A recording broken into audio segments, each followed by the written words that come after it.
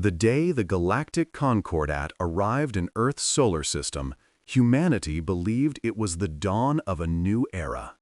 Massive vessels, each spanning kilometers in length, emerged from fold space in perfect formation near Jupiter's orbit.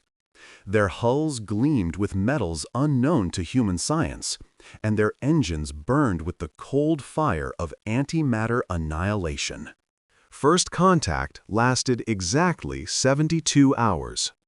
Admiral Chen Wei stood on the bridge of the United Earth ship Prometheus, humanity's first and only interstellar-capable vessel, watching the holographic display with growing dread. The alien armada had positioned itself between Earth and Mars, a wall of technological supremacy that made humanity's greatest achievement look like a child's toy. "They're hailing us again," Communications Officer Sarah Reyes reported, her voice steady despite the tension evident in her grip on her console. "Put them through."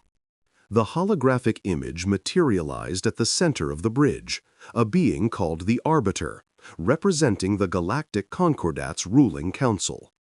The Arbiter belonged to a species called the Valanthi, tall and willowy, with skin like polished obsidian, and eyes that held no pupils, only swirling galaxies of violet light. Behind the Arbiter stood representatives of 11 other species, each one a member of the Concordat's governing body. Admiral Chen Wei of the Human Collective, the Arbiter, spoke. Its voice translated through algorithms that stripped away all emotion. "The Council has reached its determination regarding your species' petition for provisional membership in the Galactic Concordat." Chen's heart pounded. Earth had sent its petition 3 days ago, along with humanity's complete cultural and technological records. They had hoped, prayed, that the galaxy would welcome them as neighbors, as fellow travelers in the cosmic sea. "We eagerly await the Council's wisdom," Chen replied, employing the formal language the aliens seemed to prefer. The Arbiter's expression, if it could be called that, shifted into something that might have been pity. Or disgust. It was impossible to tell. "The Council has determined that the species designated human presents an unacceptable risk to galactic stability. Your species exhibits traits that are incompatible with civilized existence. Your history is a catalogue of violence, conquest, and self-destruction. Your biological imperatives drive you toward territorial expansion without limit. Your psychological profile indicates a dangerous capacity for what you call hatred and vengeance." "With respect," Chen interjected, his diplomatic training battling his rising anger, "every species has a violent history. We have grown beyond—" "You have not grown," the Arbiter cut him off. "You have merely contained. The Council's xenopsychological analysis indicates a 97% probability that humanity, if given access to advanced technology and galactic travel, will engage in conquest within 3 of your generations. You are a predator species that has not evolved past its predatory nature." Admiral Chen felt cold wash through him. "What are you saying?" "The Council has determined that humanity must be contained. Your species is hereby exiled to your home system. The Sol system will be quarantined, surrounded by interdiction satellites that will prevent any vessel from leaving or entering. You will be given no technology. You will receive no contact. You will live out your existence in isolation until your species either evolves to acceptable standards or destroys itself, as our projections indicate you eventually will." "You can't do this!" Chen's composure shattered. "We are a sovereign species. We have rights." "Rights are earned through demonstration of civilized behavior. You have demonstrated only that you are dangerous. The quarantine begins in one of your planetary rotations. Any vessel that attempts to breach the boundary will be destroyed. Any attempt to communicate beyond your system will be blocked. This is the Council's final decision. The transmission ended. Admiral Chen stood in silence as his bridge crew stared at him, waiting for orders, waiting for hope. He had none to give. 24 hours later, humanity watched helplessly as thousands of interdiction satellites were deployed in a perfect sphere around their solar system, just beyond the orbit of Pluto. The satellites were living things, semi-organic constructs that could repair themselves indefinitely, powered by the ambient radiation of space itself. They would last forever. The last image humanity received from outside their prison was of the Concorde fleet folding away into the void, leaving them alone with their judgment. Earth fell into chaos. Governments collapsed. Wars erupted. Billions died in the decade that followed, as humanity tore itself apart in grief and rage. The Concordate's projections seemed to be proving correct. But they had made a fundamental error in their calculations. They had underestimated what humanity could become when it had something to prove. 50 years after the exile, a woman named Dr. Elena Vasquez stood in the deepest chamber of the facility, known only as Prometheus Base, carved into the heart of the asteroid Ceres. Around her, holographic displays showed the culmination of 5 decades of secret work, the largest undertaking in human history. Elena was 73 years old, though the genetic modifications developed in the years after the exile made her appear no older than 40. She had been born 3 years after the quarantine began, part of the first generation that had never known a sky without the invisible prison surrounding it. She was also the director of Project Phoenix, humanity's answer to the exile. "Status report," she commanded. A young man named Marcus Cole stepped forward. He was the project's chief engineer, and he had been working without sleep for the past 72 hours. The fold drive prototype has passed all simulations. We're ready for a live test. Elena nodded slowly. "And the Concordate satellites? Any indication they've detected our preparations?" "None. The stealth protocols Dr. Okonkwo developed are holding. As far as the satellites are concerned, we're still primitives, burning fossil fuels and fighting over territory." Elena allowed herself a thin smile. The satellites only monitored for specific signatures, the energy patterns associated with fold space travel, antimatter production, and advanced communication arrays. They didn't look for the 1,000 other ways humanity had found to advance without triggering their sensors.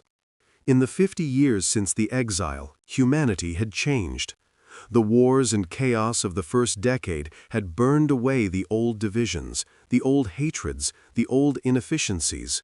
From the ashes had emerged the united human collective, a civilization united by a single, burning purpose: escape. But not just escape, revenge. Elena walked to the central display, where a 3-dimensional map of the galaxy rotated slowly. Red dots marked the locations of concorded worlds, information painstakingly gathered from the fragments of data the aliens had inadvertently left behind. Blue dots marked something else entirely. "How many worlds have the Exodus fleets colonized?" she asked. Marcus checked his data pad. As of the last quantum burst communication, 473 confirmed colonies. Population estimates exceed 18 billion. 473 worlds. 18 billion humans living free among the stars, building in secret, preparing for the day when they would reveal themselves. The Exodus fleets had been humanity's first great triumph. In the years after the exile, Earth scientists had discovered something the Concordate hadn't anticipated. The interdiction satellites only monitored for fold space signatures and advanced energy emissions. They didn't watch for ships traveling at conventional speeds. It had taken 20 years to build the first-generation ships, massive vessels designed to carry millions of humans in cryogenic suspension, traveling at 95% of light speed toward distant stars. The ships were powered by fusion reactors, shielded by magnetic fields, and armored against the void. They were primitive by galactic standards, invisible to the satellite's sensors, and utterly unstoppable. The first Exodus fleet had launched 30 years ago, carrying 50 million souls toward a cluster of habitable worlds beyond the Concordat's sphere of influence. Since then, 217 more fleets had followed, spreading humanity across a vast swath of unexplored space. The colonies they founded were unlike anything Earth had ever seen. Freed from the resource limitations of Sol System, powered by the collective drive for advancement, the Exodus worlds had leapfrogged centuries of development. They mined asteroids, terraformed planets, built space habitats, and developed technologies that the Concordat had never imagined. And they did it all in secret. The Concordat believed humanity was trapped in Sol System, slowly destroying itself. They had written off the species as a failed experiment, a cautionary tale for other young civilizations. They had no idea that humanity had escaped, spread, and evolved. They had no idea what was coming. "The Council meets in 18 months, Elena said, her eyes fixed on the rotating galaxy. "The centennial review of the Sol Quarantine. They'll be discussing whether to maintain the interdiction or simply sterilize the system entirely." Marcus's face paled. "Sterilize?" "Our intelligence suggests the Concord's hardliners have gained power. They view us as an ongoing threat, even contained. Some advocate for a more permanent solution." "Then we need to accelerate the timeline." Elena shook her head. "No, the timeline remains fixed. 18 months gives us enough time to complete the final preparations. The Exodus worlds will be ready, the fleet will be ready, and when the Concordat gathers for their precious review," she smiled, and there was nothing warm in it, "they will learn the true cost of their arrogance." She turned to face her staff, the men and women who had dedicated their lives to this moment. 50 years ago, the Galactic Concordat looked at humanity and saw nothing but a threat to be contained. They saw violence and chaos. They saw a primitive species too dangerous to be allowed into their perfect civilization. Her voice hardened. "They were right about one thing. We are dangerous. But they made a critical miscalculation.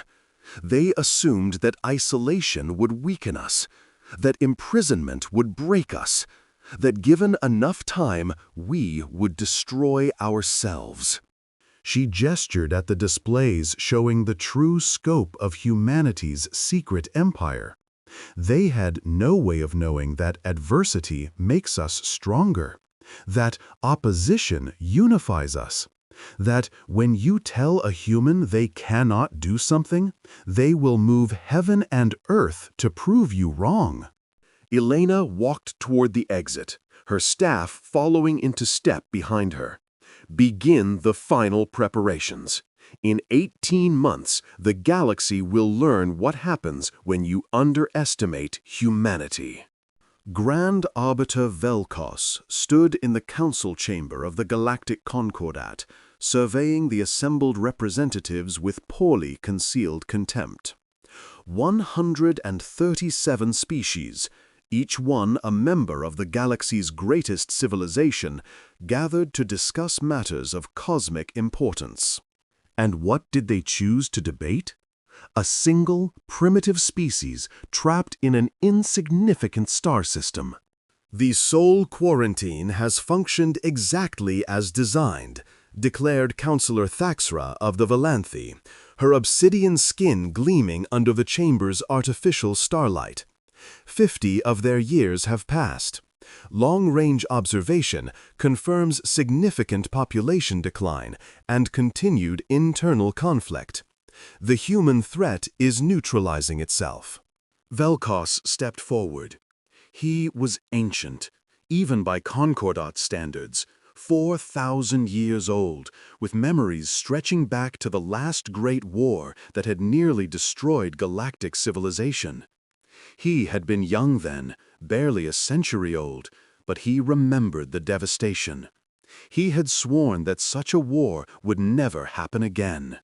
With respect, Counselor, neutralizing is not enough, he said, his voice carrying the weight of millennia. Our xenopsychological models have been updated with new data. The human species possesses a survival characteristic we initially underestimated. They call it spite. A murmur rippled through the council chamber. Spite?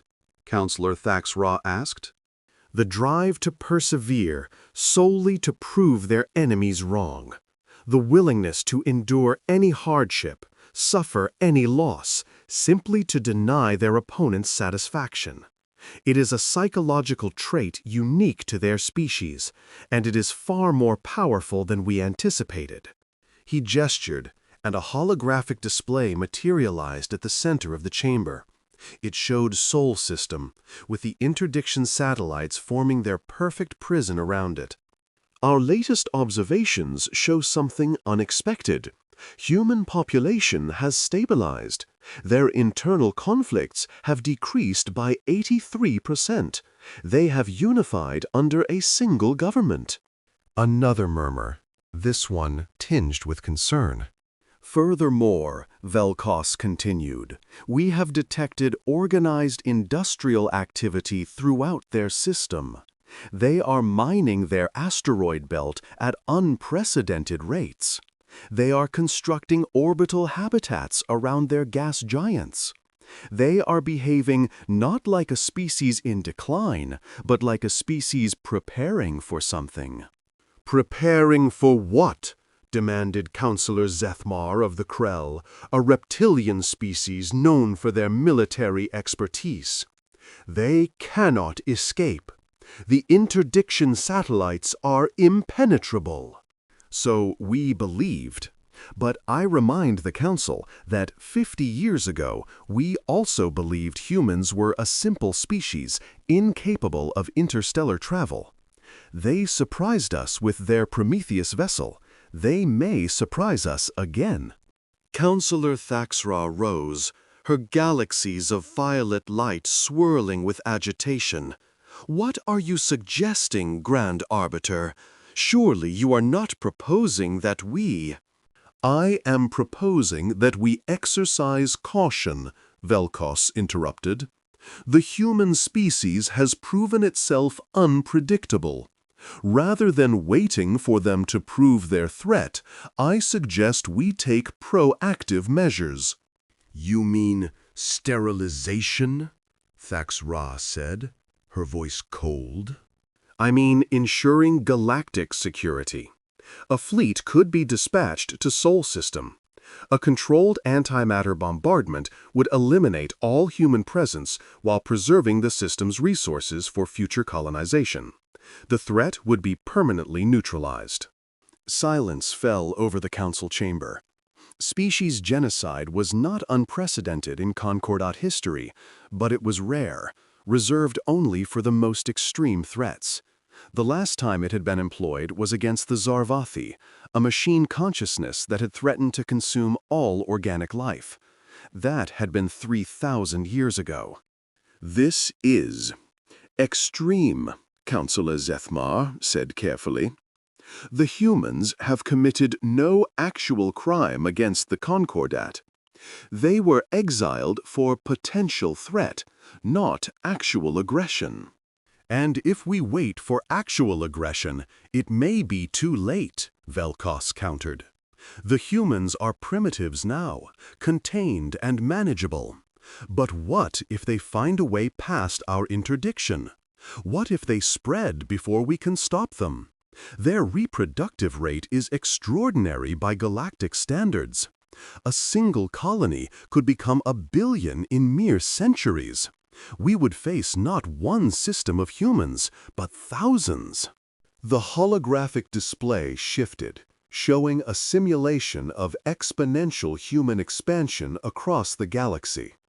Red dots spread like a cancer, consuming star after star. This is what our models predict if the humans escape containment. Within 10,000 years, a blink of an eye by galactic standards, they would rival the Concordat in territory and population. Within 20,000 years, they would surpass us. And their psychological profile indicates that they would not forget their exile. They would not forgive. He let the simulation run until the galaxy was awash in red. The original Concordat territories reduced to isolated blue islands in a sea of human expansion. This is the future we risk if we do not act. The humans have given us no reason to trust them. Their nature is violent, expansionist, and vengeful. Every decade we delay is a decade they have to find a way out of their prison. I say we end the threat while we still can. The debate continued for hours. Some counselors supported Vel'Koss's position. Others argued for mercy, for giving humanity more time to prove themselves. A few suggested attempting peaceful contact, reopening communications with the contained species to gauge their current disposition. In the end, a compromise was reached. A special envoy would be dispatched to Sol System to assess the current state of humanity. Based on the envoy's report, the Council would decide whether to maintain the quarantine, attempt renewed contact, or proceed with sterilization. The envoy would arrive at Sol System in 12 months. Grand Arbiter Vel'Koss accepted the decision with outward grace and inward frustration. 12 months was too long. Every instinct he had developed over 4 millennia of existence screamed that they were making a mistake. But he had no way of knowing just how right he was. Far beyond the Concordat's sphere of influence, beyond even the outer rim territories claimed by the galaxy's youngest species, there existed a swath of space that the Concordat's maps marked as unexplored and uninhabitable. 300 light-years across and encompassing nearly 1,000 star systems, it was a region of cosmic turbulence, gravitational anomalies, and radiation storms that made conventional fold space travel impossible. The Concordat had dismissed it centuries ago as worthless. They had no idea it was the heart of humanity's secret empire. Supreme Commander James Chen stood on the observation deck of the Humanity's Wrath, flagship of the United Human Collective's Second Fleet. He was the great-great-grandson of Admiral Chen Wei, the man who had received humanity's exile sentence 50 years ago. Like his ancestor, he wore the uniform of Earth's military with pride. Unlike his ancestor, he commanded a fleet that could glass entire star systems. "Status of the Armada?" he asked. Vice Admiral Amara Okonkwo consulted her neural interface, accessing data feeds from across the Empire. All 47 fleets report ready status. Total combat vessels, 8,412. Support vessels, 12,639. Total personnel, 47 million, including Marine contingents. Chen nodded, his eyes fixed on the viewport where humanity's might gathered. The ships were unlike anything the Concordat had ever built. Human engineers, freed from the constraints of galactic convention, had developed technologies along entirely different principles. Where the Concordat used fold space travel, humanity had mastered something far more efficient: quantum tunneling on a macro scale. Where the Concordat relied on antimatter weapons, humanity had harnessed zero-point energy, drawing limitless power from the quantum vacuum itself. And where the Concordat had assumed their technological superiority would always protect them, humanity had spent 50 years doing nothing but preparing for war. The Council envoy is scheduled to arrive at Seoul in 4 months, Chen said. What's the status of the reception? Okonkwo allowed herself a predatory smile. The Seoul System defense grid is fully operational. The interdiction satellites have been covertly neutralized. They're still transmitting normal status reports, but their weapon systems are offline. Earth's surface installations are camouflaged to match the Concordat's expectations, but our true capabilities are ready to be revealed at your command. And the civilian population?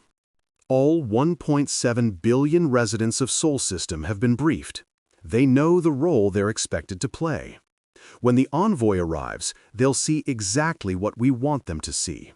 A primitive, broken humanity that poses no threat. Chen turned from the viewport. And when the time comes? When the time comes, they'll see our true face. The evacuation fleet is standing by to extract the Seoul population the moment you give the order. Within 6 hours of the signal, every human in Seoul System will be safely aboard vessels heading for the Exodus worlds. Good. Chen walked to the holographic display that dominated the deck's center, where a 3-dimensional map showed the full extent of humanity's secret empire. 473 worlds, stretched across 300 light-years of space, hidden in the cosmic turbulence that the Concordat had dismissed as uninhabitable. The turbulence was still there, of course. It was real, a natural phenomenon that made the region genuinely dangerous for Concord vessels. But human scientists had discovered that their quantum tunneling technology was immune to the interference that plagued fold space travel. What was an impassable barrier for the Concorde was a perfect hiding place for humanity. 18 billion people, Chen murmured. 50 years of preparation. 1 moment of revelation. He looked at Okonkwo. Are we ready? We've been ready for a decade, Commander. We were just waiting for the right moment. The right moment. Chen had spent his entire life preparing for it. He had been born on New Eden, the first world colonized by the Exodus fleets, and had grown up hearing stories of Earth, of the exile, of the burning need for justice that drove every human heart. He had joined a military at 16, risen through the ranks through sheer determination and tactical brilliance, and had been chosen for supreme command at 38. Now he was 45, and the moment his ancestors had dreamed of was finally approaching. The Concordat believes they understand us, he said quietly. They think they know what we are. Violent, vengeful, dangerous. He smiled, and Okonkwo felt a chill despite herself.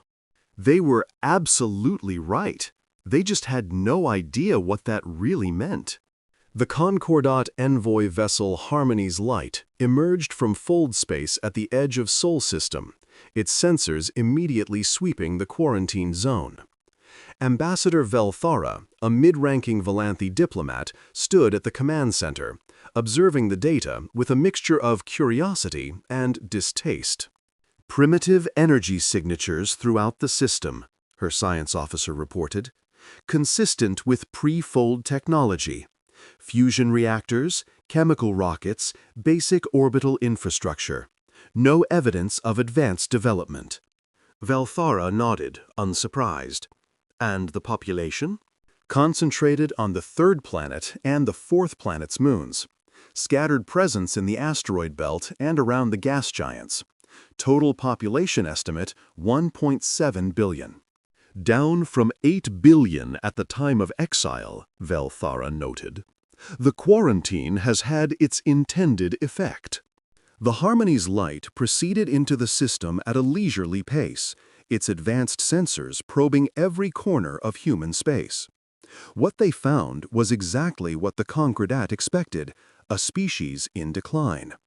Rusting space stations orbited a polluted Earth. Inefficient solar collectors gathered energy with pathetic yield. Communication traffic indicated a society still recovering from decades of war and hardship. Velthara felt a mixture of vindication and something that might have been pity. The humans had been given their chance. They had failed to rise above their nature. Now they would face the consequences. "Transmit the diplomatic greeting," she ordered. "Inform them that the Concord Council has sent me to assess their progress." The response came quickly. Too quickly, perhaps, for a species that supposedly had limited communication technology. But Velthara dismissed the observation. She had more important matters to consider. The face that appeared on her view screen was that of an elderly human male, his skin weathered, his eyes tired. He identified himself as President Marcus Chen, leader of the United Human Collective. "Ambassador Velthara," he said, his translated voice heavy with resignation. "We have been expecting you. Then you know why I am here. To determine our fate." The human's eyes seemed to hold a depth of emotion that made Velthara uncomfortable. "We have prepared a full report on our current status, our development, and our disposition toward the Concordat. We hope the Council will find it satisfactory." Velthara studied the human carefully. There was something in his manner that didn't quite match the broken species she had expected. A certain stillness, a certain patience that seemed at odds with the supposed human tendency toward impulsive violence. "I will review your report," she said carefully, "and I will conduct my own assessment. The Council will be informed of my findings within the month." "Of course, Ambassador. We are at your disposal." The transmission ended, and Velthara turned to her staff. "This will not take long. The humans are clearly no threat. We will conduct a perfunctory review, file our report, and recommend continuation of the quarantine for another century. There is no need for the extreme measures Grand Arbiter Velkos advocates." Her science officer hesitated. "Ambassador, there are some anomalies in our sensor data. The humans appear to have more orbital infrastructure than our projections indicated, and some of their communications traffic is using encryption we cannot break." Velthara waved dismissively. 50 years is enough time for even primitives to build satellites and develop basic security protocols. It means nothing. Proceed with the assessment." For the next 3 weeks, the Harmony's Light conducted its survey of Sol System. They visited Earth, where human officials showed them cities still rebuilding from ancient wars. They inspected the Mars colonies, where terraforming efforts struggled against a hostile environment. They observed the asteroid mining operations, which appeared inefficient and barely profitable. Everything matched the Concordat's expectations. The humans were surviving but barely. They showed no signs of advanced technology, no evidence of military buildup, no indication of the vengeful nature the xenopsychologists had predicted. In fact, they seemed almost content. That was what finally triggered Velthara's suspicion. "Something is wrong," she told her senior staff on the 20th day of their assessment. "The humans are not behaving as our models predicted." "Perhaps our models were incorrect," her science officer suggested. "Our models are never incorrect. They are based on millennia of xenopsychological research. A species with humanity's psychological profile should be exhibiting signs of despair, rage, or aggressive ambition. Instead, they seem peaceful, almost as if they have nothing to fear. Perhaps they have simply accepted their fate." Humans never accept their fate. It is against their fundamental nature. Velthara paced the command center, her galaxies of light swirling with agitation. There is something here we are not seeing. Order a deep scan of the entire system. I want to know everything. The deep scan took 3 days. When it was complete, Velthara's suspicions crystallized into certainty. "The interdiction satellites," she said, staring at the data. "They report normal status, but their weapon system shows 0 power draw. They have been disabled." "That's impossible," her weapons officer protested. "The satellites are self-repairing and self-maintaining. No primitive technology could—" "Clearly, the humans' technology is not as primitive as we believed." Velthara felt cold fear wash through her, an emotion she had not experienced in centuries. What else have we missed? The answer came in the form of an incoming transmission, but it was not from the human government they had been dealing with. A new face appeared on the view screen. A young human woman with eyes that held no submission, no resignation, no fear. She wore a uniform unlike anything Velthara had seen, and behind her was a bridge that hummed with advanced technology. "Ambassador Velthara," the woman said, her voice carrying absolute confidence. "My name is Commander Elena Vasquez II. I am here to inform you that your assessment has reached its conclusion. But before you report your findings to the Council, there are some things you should see." Velthara's voice came out as a whisper. "Who are you?" The woman smiled. "We are humanity's answer to your exile, and we have been waiting 50 years to meet you." The quantum tunnel opened at the edge of Sol System like a wound in reality. Velthara watched in horror as vessels poured through, not the primitive ships she had expected, but warships of a design she had never seen before, bristling with weapons that her sensors could not identify. Hundreds of them, then thousands. "Battle stations!" Velthara screamed. "Transmit a distress call to the Concordat." "I'm trying," her communications officer reported, his voice breaking with panic. "Something is blocking our transmissions. I can't get a signal through the interdiction perimeter." "The interdiction satellites are under our control now," Commander Vasquez's voice came through the speakers. "They've been reprogrammed to prevent outgoing communications rather than incoming vessels. A small modification, but an effective one." Velthara stared at the growing armada, her mind struggling to process what she was seeing. "This is impossible. You are a contained species. You cannot have—" "Cannot?" Vasquez's smile widened. "That word has no meaning to humans, Ambassador. You exiled us to a single system and expected us to wither and die. Instead, we evolved. We adapted. We escaped." "Escaped? But the satellites?" "The satellites monitored for fold space signatures. We didn't use fold space. We built generation ships, slow, primitive, invisible to your sensors. We launched them while you watched our surface wars and congratulated yourselves on containing the threat.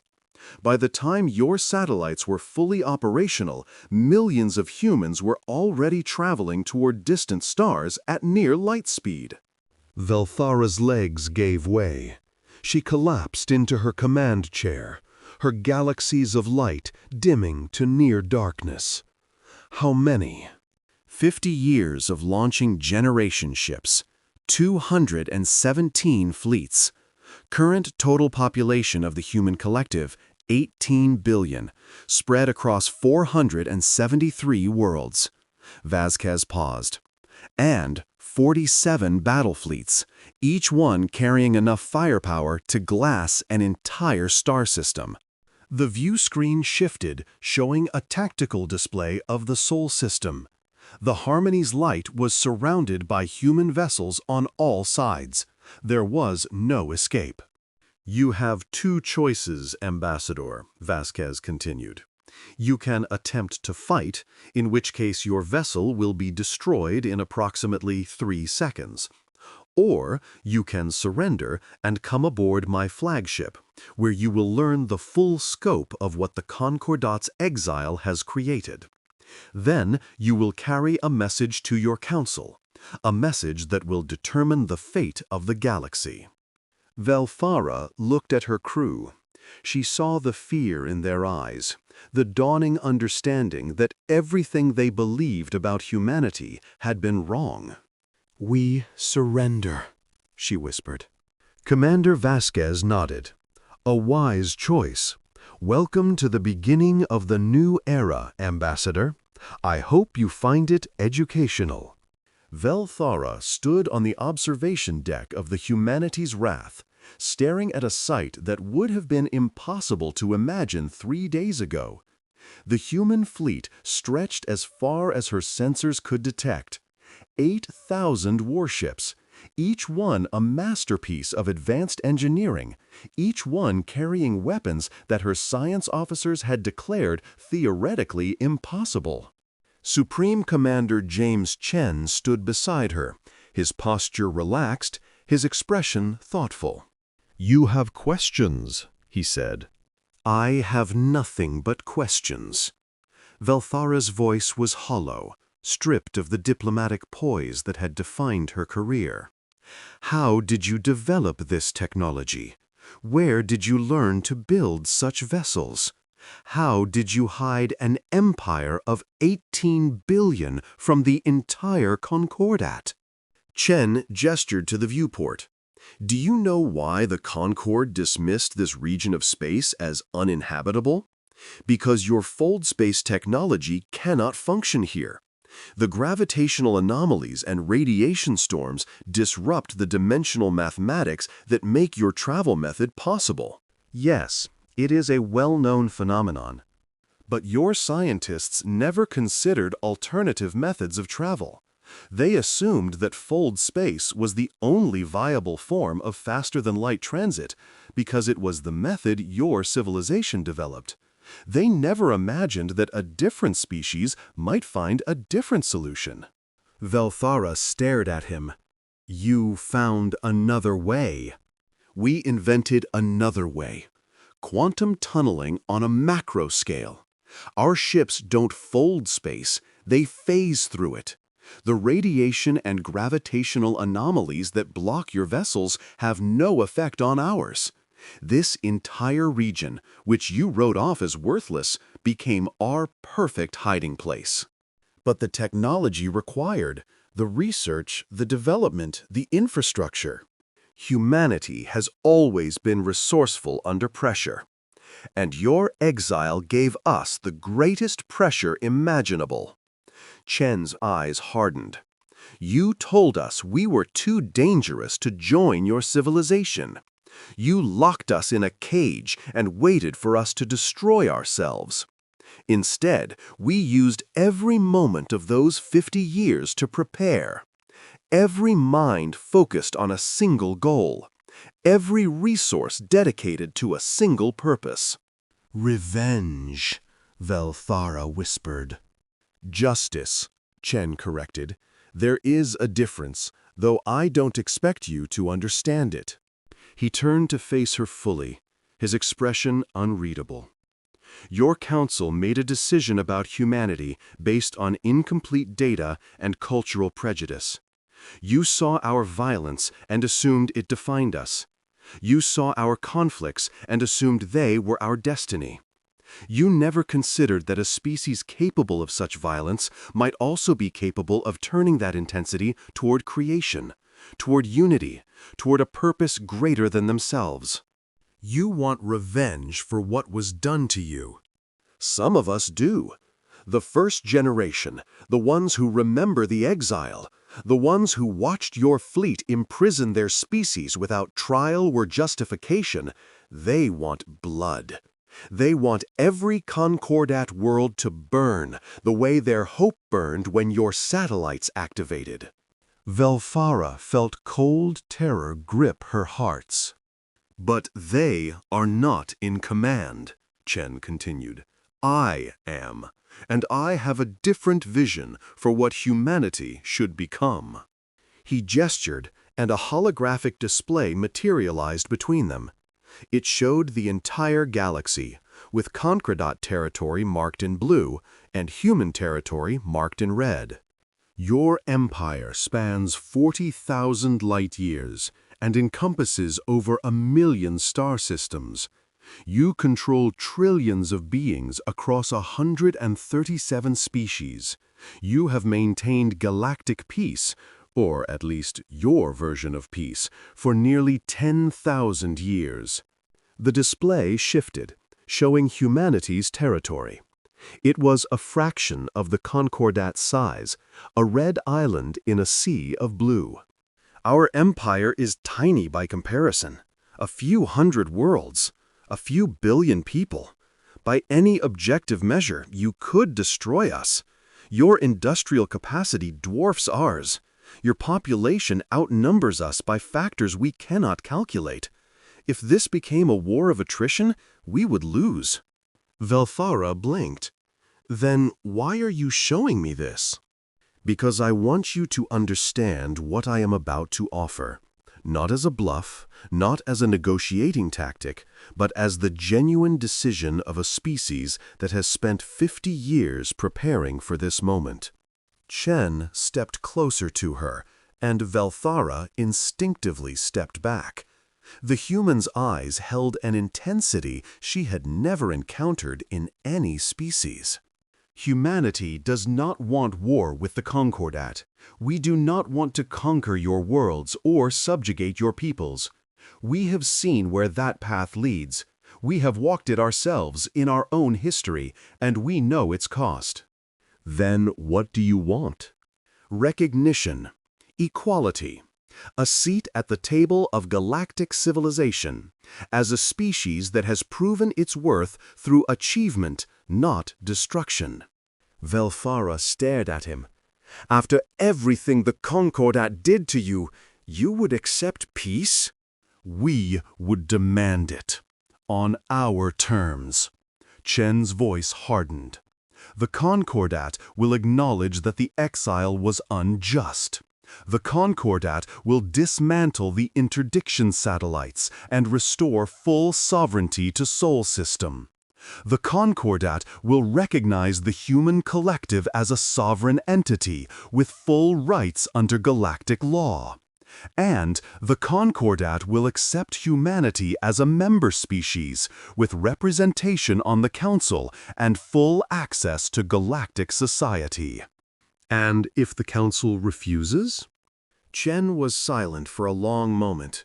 When he spoke, his voice was soft, almost gentle. Then we will show you why you were right to fear us. The holographic display changed again. Now it showed the Concordat's core worlds, the heart of their civilization, the centers of their government and industry and culture. Red targeting icons appeared over each one. Our 47 battle fleets are not concentrated here in Sol System. They are positioned throughout Concordat space, hidden in the same cosmic turbulence that conceals our colonies. At my command, they can strike at your 12 most important systems simultaneously. Within 6 hours, your capital, your industrial centers, and your military headquarters would be plasma. Velfara's legs gave way again. This time, she did not catch herself. She fell to her knees on the deck, staring up at the human commander with naked terror. You're insane. The death toll would be... Trillions. Yes, I know. Chen's voice held no pleasure, only grim determination. Humanity does not want that outcome. I do not want that outcome. But I have learned from studying your civilization that the Concordat only respects power. You do not negotiate with species you consider weak. You exile them. You contain them. You sterilize them. He crouched down to meet her eyes. So I am speaking to you in the only language you understand. I am showing you that humanity has the power to destroy you, and I am offering you the choice to survive. Not because we are merciful, though we can be. Not because we are forgiving, though we are working on that. But because true strength is not measured by your ability to destroy, but by your willingness to build instead. He stood, offering her his hand. Take this message to your council, Ambassador. Tell them what you have seen.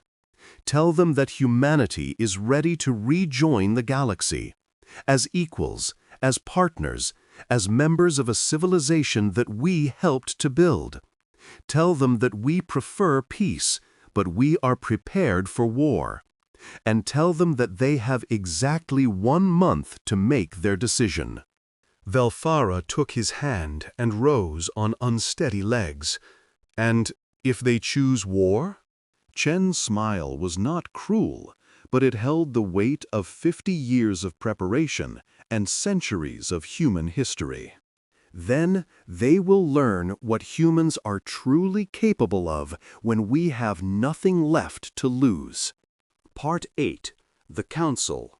1 month later, Grand Arbiter Velkos stood before the full assembly of the Galactic Concordat Council, his ancient hearts heavy with the weight of the decision before them. Ambassador Velthara had returned with her report, and the galaxy had been shaken to its foundations. Humanity had escaped. Humanity had built an empire. Humanity had weapons that could destroy the Concordat. The holographic displays showed everything Velthara had recorded during her time aboard the human flagship. The fleets, the technologies, the quiet determination in Supreme Commander Chen's eyes. The Council had watched in stunned silence as the ambassador detailed humanity's demands. Now it was time for a decision. The situation is unprecedented, Velkos began, his voice carrying across the vast chamber. 50 years ago, this council determined that humanity posed an unacceptable threat to galactic stability. We isolated them, contained them, and assumed that time would neutralize the danger. He paused, letting the weight of his next words settle. We were wrong. The chamber erupted in murmurs. Velkos raised his hand for silence. We underestimated human resilience. We underestimated human ingenuity. Most importantly, we underestimated what humans call spite, the drive to succeed specifically because someone told them they could not. In trying to prevent the threat, we created something far worse, a species united by common purpose, driven by righteous anger, and equipped with technology that rivals our own. Councillor Thaxra rose. Grand Arbiter, you were the one who advocated for stronger measures against humanity. You proposed sterilization. Now you speak of their capabilities with what sounds like admiration. Not admiration, Velkos replied. Respect. There is a difference. He turned to face the full assembly. 4,000 years ago, I was a young officer during the Zarvathi War. I watched billions die in a conflict that nearly destroyed galactic civilization. I swore then that I would never allow such devastation again. That oath is why I advocated for humanity's exile, and why I later proposed their elimination. He bowed his head. I was operating on fear, on the assumption that any species with humanity's psychological profile must inevitably become a threat. I did not consider that those same traits, aggression, stubbornness, determination, might be channeled toward constructive ends if given the opportunity. What are you suggesting? Counselor Zethmar demanded. I am suggesting that we accept humanity's terms. The chamber exploded into chaos. Counselors shouted over each other, some demanding war, others advocating for immediate surrender, still others proposing various compromises and delays. Vel'Koz stood silently, waiting for the storm to subside. When it finally did, he spoke again. Humanity is offering us a choice that we never offered them, the choice to join a shared future. They could have attacked without warning. They could have destroyed our core worlds while we debated their fate. Instead, they sent an ultimatum, gave us time to consider, and offered terms that, while demanding, are not unreasonable. They want equality, Thakra protested. They want a seat on this council. They are a species that has existed in galactic awareness for only 50 years. And in those 50 years, they have achieved more than most species achieve in millennia. They escaped an inescapable prison. They colonized nearly 500 worlds. They developed technologies that our scientists say should not be possible. They built 47 battle fleets capable of threatening our entire civilization. Vel'Koz, let that sink in. What does that tell you about their potential as allies? What does that tell you about what they might achieve as partners rather than prisoners? Counselor Zethmar stood slowly. The Krell were a military species, respected throughout the Concordat for their strategic wisdom. When they spoke on matters of war, the Council listened. The humans have made their position clear, he said. They can destroy us if they choose. The fact that they are offering negotiation instead of battle tells me something important about their character. That they are weak? Someone called out. No. That they are strong enough to choose restraint. Zethmar turned to face the assembly. We have always measured strength by the ability to destroy. Perhaps it is time to consider a different measure. The humans have the power to end us, and they are choosing not to use it. They are asking for recognition and respect, not submission and tribute. This is not the behavior of a predator species. This is the behavior of a civilization that has matured beyond the violence of its youth. Thaxra shook her head. You cannot know that. Their history is their history, not their destiny. Zethmar's reptilian eyes swept the chamber. The Concordat was founded on the principle that species can evolve beyond their origins. We have welcomed former enemies into our ranks. We have accepted species that once warred against each other. Why should humanity be different? Because they are different. Their psychological profile was created from observations of a species at war with itself, Vel'Koz interrupted. A species that was divided, struggling, and facing a hostile galaxy. That is not the species we face now. The humans have unified. They have found common purpose. They have channeled their aggression into creation rather than destruction. He stepped to the center of the chamber. I have lived for 4,000 years. I have seen empires rise and fall. I have watched species destroy themselves and others. And I have learned one truth that supersedes all others. The galaxy is too vast for any single civilization to dominate. Cooperation is not merely desirable, it is inevitable. Those who refuse to cooperate will eventually find themselves alone against the darkness. He looked around the chamber, meeting the eyes of counselors from 100 different species. Humanity is offering us cooperation. They are offering to join us, to share their technologies, to add their strength to ours. Yes, they are demanding equality in return. Yes, they are insisting on justice for the wrong we did them. But is that truly so unreasonable? Would any of us have done differently in their position? Silence fell over the council. Finally, Councillor Thaxra spoke. A vote, then, on whether to accept humanity's terms and welcome them as full members of the Galactic Concord. Velkos nodded. A vote. The voting took 3 hours. Each species argued, debated, and ultimately chose. Some voted in favor immediately, swayed by Velkos's arguments. Others opposed until the end, convinced that humanity would prove their worst fears correct. The majority fell somewhere in between, uncertain but willing to take the chance. When the final tally was complete, Councillor Thaxra announced the result. The vote is 73 in favor, 64 opposed. The motion carries. Humanity's terms are accepted. Supreme Commander James Chen stood on the bridge of the Humanity's Wrath, watching the quantum tunnel open before his fleet. On the other side lay the Concordat capital system and a new chapter in galactic history.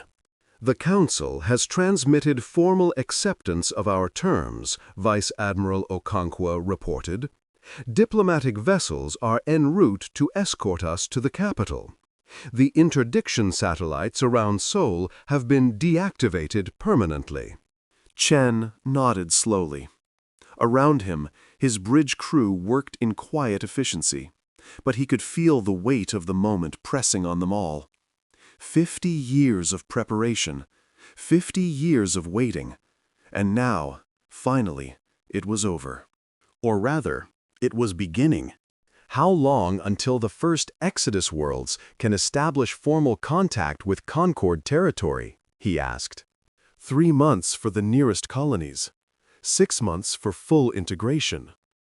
Okonkwo hesitated. Commander, permission to speak freely? Always.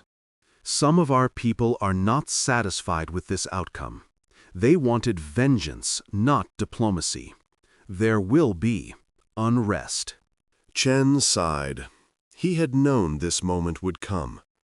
The first generation, those who remembered the exile, had spent their lives dreaming of destruction. Some would accept peace, others would not. Have the counseling programs been expanded? Yes, sir, and we've identified the potential dissidents. They're being monitored. Not monitored. Engaged. Chen turned to face his vice admiral. We did not build this empire to become what we hate. The Concordat made their decisions out of fear. We will not do the same. Commander, with respect, the humans who want vengeance are not wrong to feel that way. Their anger is justified. Their pain is real.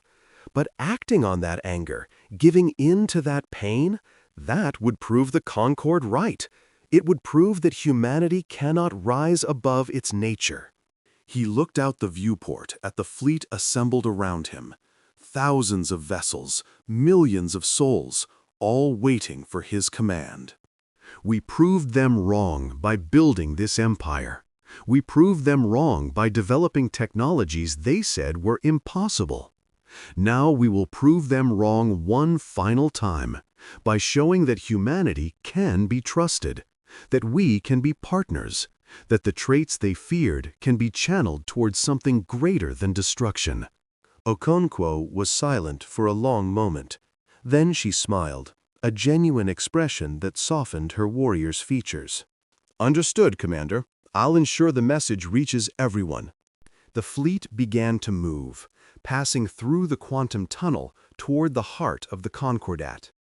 Chen watched the stars shift and blur as they transitioned between regions of space, and he allowed himself to feel something he had not felt in years. Hope. Not the desperate hope of a species fighting for survival, but the quiet hope of a people looking toward a future worth building. the hope of his ancestors who had dreamed of humanity reaching the stars, and the hope of his descendants who would inherit whatever world he helped create. He thought of his great-great-grandfather, Admiral Chen Wei, who had received the exile sentence 50 years ago. He thought of the billions who had died in the chaos that followed, the generation ships that had crossed the void in search of new homes, the scientists and engineers who had devoted their lives to impossible dreams. They had all led to this moment, all of humanity's pain and triumph, all of their rage and resilience, all of their violence and virtue. It had all been necessary to bring them here, to the threshold of a new age. And now it was up to him to ensure that what came next was worth the sacrifice. 10 years later, Dr. Elena Vasquez walked through the gardens of the Humanity Memorial on New Terra, the colony world that had become humanity's unofficial capital.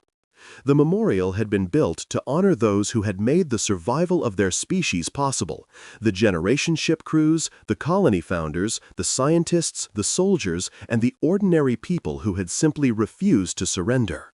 At the center of the garden stood a statue of Admiral Chen Wei, frozen in the moment when he had received humanity's exile.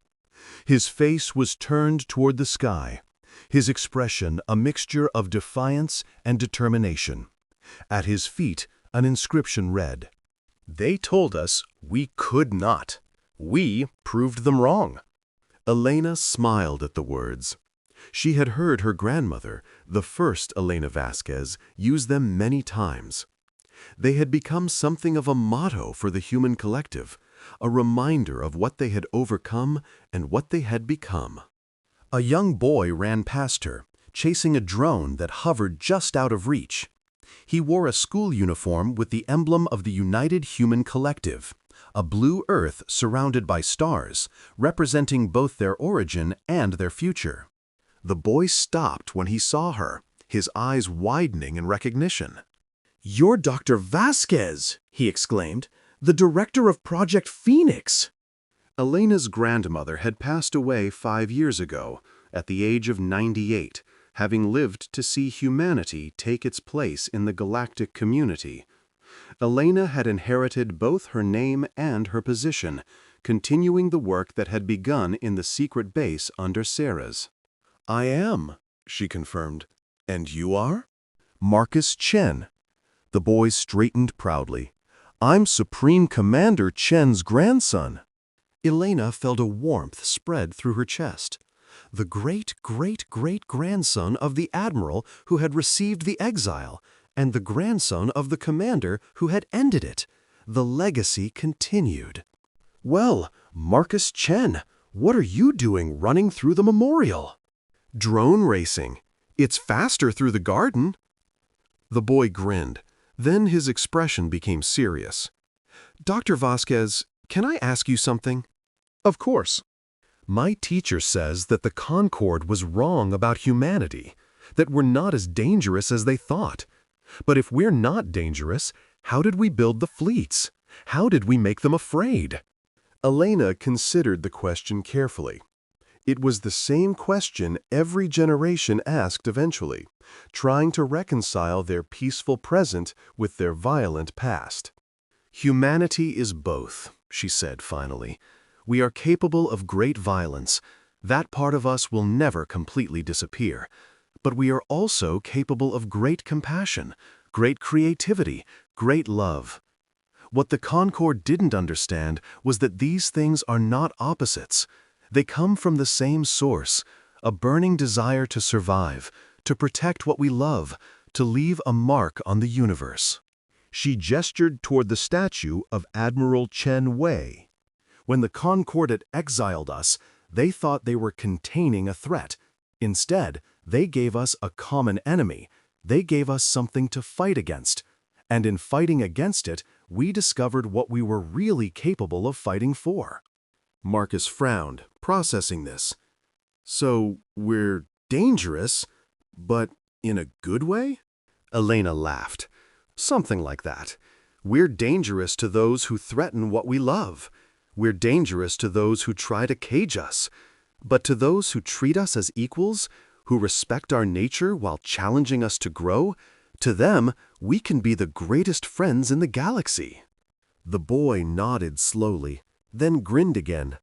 "I'm going to be a fleet commander someday, like my grandfather." "I have no doubt you will," Elena said. "And I hope that when your time comes, you'll find a way to use that power for building rather than destroying." Marcus nodded solemnly, then took off after his drone, disappearing into the garden. Elena watched him go, thinking about the future he would inherit. The Concordat and humanity had been at peace for a decade now. It had not been easy. There were still tensions, still prejudices, still moments when ancient fears threatened to rise again. But there was also progress. Human technology had been shared with Concordat scientists, leading to breakthrough after breakthrough. Human colonists had begun to settle in Concordat space, and Concordat citizens had begun to visit human worlds. Slowly, cautiously, the galaxy was learning to trust each other. And humanity was learning to trust itself. Elena turned and walked deeper into the garden, toward a smaller memorial that most visitors overlooked. It was a simple stone, inscribed with no name, only a number. 2,347,892,156. The number of humans who had died in the decade after the exile, in wars, in famines, in the chaos of a species that had been told it was worthless. Nearly 2.5 billion lives lost to the Concordat's judgment, but also to humanity's own darkness. Elena knelt before the stone, as she did every year on the anniversary of the exile. She didn't pray, she had never been religious, but she remembered. She remembered the stories her grandmother had told her, of the horrors humanity had inflicted on itself before it learned to unite. She remembered the cost of their survival, paid in blood and grief and broken dreams. And she remembered the promise her grandmother had made her swear, the promise that had guided the Project Phoenix through all its years of development. Never forget what we are capable of, both the good and the bad. Never forget the price of our victory. And never, ever let anyone tell you that humanity is only one thing. Elena placed her hand on the stone, feeling the cold weight of history beneath her fingers. "We are still here," she whispered. "We made it, and we will do better."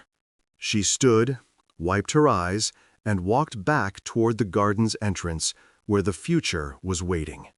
100 years after the exile ended, the Galactic Concordat faced a crisis that had never arisen before. A new species had been discovered on the Outer Rim, a young civilization that had just developed fold space travel. They called themselves the Kelvari, and like humanity before them, they were a species with a violent history. The Council convened to discuss their fate, and for the first time, a human representative sat among them. Supreme Counselor Sarah Chen, great-great-granddaughter of James Chen, descendant of a legacy that stretched back to the exile itself, listened as the debates unfolded. The arguments were familiar. The Kelvari were dangerous. They could not be trusted. They should be contained, exiled, isolated, until they proved themselves worthy. Finally, Sarah stood. "With respect to my colleagues," she said, her voice carrying across the chamber, "I believe we are asking the wrong question." The council fell silent. 100 years ago, this council asked whether humanity should be contained. They decided yes, and for 50 years they believed that decision was correct. They thought they had neutralized a threat. Instead, they created the largest challenge to galactic stability in 10,000 years. She looked around the chamber, meeting the eyes of counselors from dozens of species. "The question is not whether the Kelvari are dangerous. All species are dangerous, given the right circumstances. The question is what we do with that danger. Do we cage it and hope it withers, or do we engage with it, channel it, help it find a purpose beyond violence? She gestured toward the holographic display of Kelvari space. Humanity was given no choice, no opportunity, no chance to prove ourselves. The Concordat looked at our worst qualities and assumed they defined us. I am asking this council to look at the Kelvari's potential, not their past. I am asking you to do what was not done for my people, to offer them the chance to become something greater. The chamber was silent. Then, slowly, the Grand Arbiter spoke. And if they fail? If they prove to be the threat you were once assumed to be? Sarah Chen smiled, a smile that held the weight of 100 years of human history, the pain of exile and the triumph of survival. Then we will deal with that when it comes. But I believe they deserve the chance to succeed. Every species does. That is what humanity learned in the exile, and it is what we offer to the galaxy now. Not just our technology or our strength, but our faith in the possibility of growth. In the possibility that today's enemy might become tomorrow's ally. In the possibility that fear is not the answer. She sat down, and the debate continued. But when the vote was finally called, the result was decisive. The Kelvari would be given provisional membership in the Concordat, with human representatives assigned to oversee their integration. It was the first of many such decisions in the centuries that followed. Species after species was welcomed into the galactic community, each one bringing its own challenges and potential. And always the humans were there, not as conquerors, not as judges, but as guides. As proof that even the most dangerous species could find its place among the stars. The galaxy had exiled humanity and expected them to fade into oblivion. Instead, they had built an empire, proven the galaxy wrong, and ultimately changed the very nature of galactic civilization. They had proven that humanity's greatest strength was not its capacity for violence, but its refusal to accept defeat. Its stubborn insistence on finding a way forward no matter the obstacles. Its ability to take the worst that the universe could throw at them and transform it into fuel for something greater. The Concordat had been right about one thing. Humanity was dangerous. The Concordat had been right about one thing. Humanity was dangerous. But they had never understood what that danger could become when it was aimed at building rather than destroying, at uniting rather than dividing, at proving wrong rather than seeking revenge. In the end, the exile had not been humanity's defeat.